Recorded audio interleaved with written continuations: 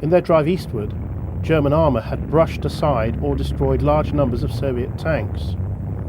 Guderian had estimated before the start of the campaign that the Red Army possessed a tank park of about 10,000 machines, and this was the benchmark accepted by the army.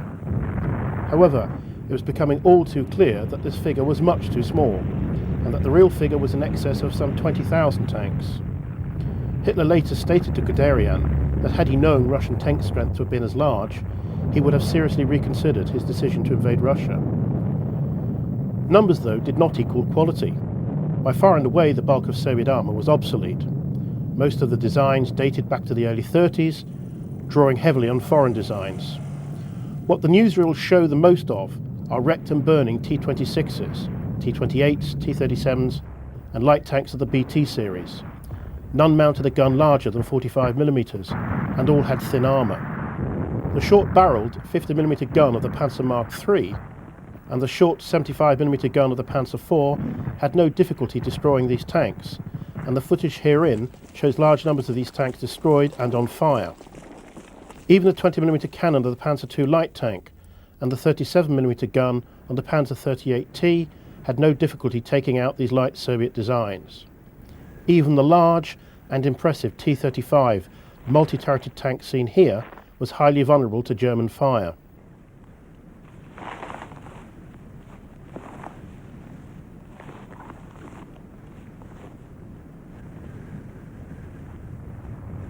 But amid this welter of obsolescence, there were a number of new designs that sent shockwaves through the Panzerwaffe. In the KV1 and KV2, the Soviets had two machines technologically superior to any German tank. With armour as thick as that encountered on the British Matilda, and heavy armament as well, in the case of the KV1, a 76mm gun, and on the KV2, a 152mm howitzer, these were truly formidable machines. Shells from German tanks bounced off the armour of these monsters.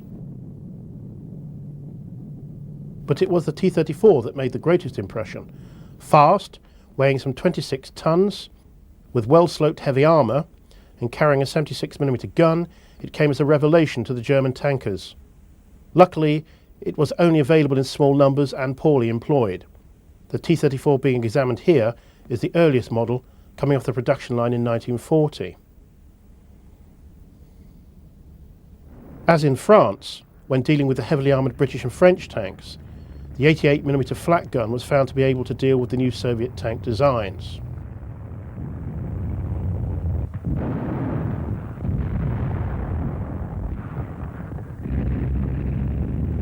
German infantry found other methods for destroying T-34s and KVs.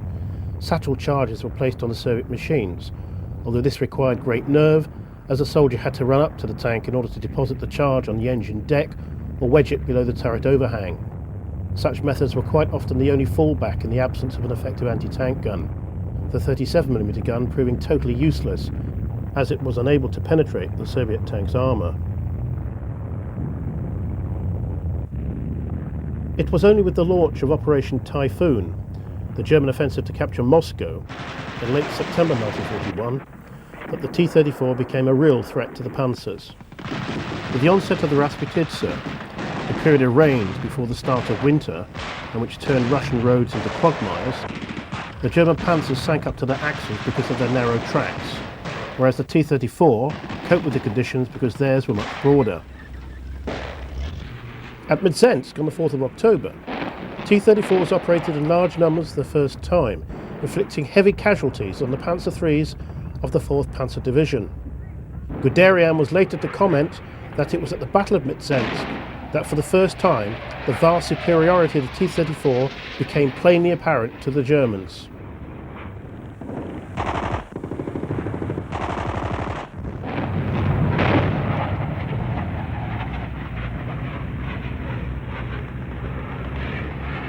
And when Typhoon finally ground to an exhausted halt at the beginning of December, large numbers of T-34s belonging to the fresh divisions entrained from Siberia led the Soviet counteroffensive in front of Moscow on December the 5th, 1941. By then it had become apparent to the German army that it had to take steps to address the clear technological superiority in tank design possessed by the Soviets and represented in the T-34.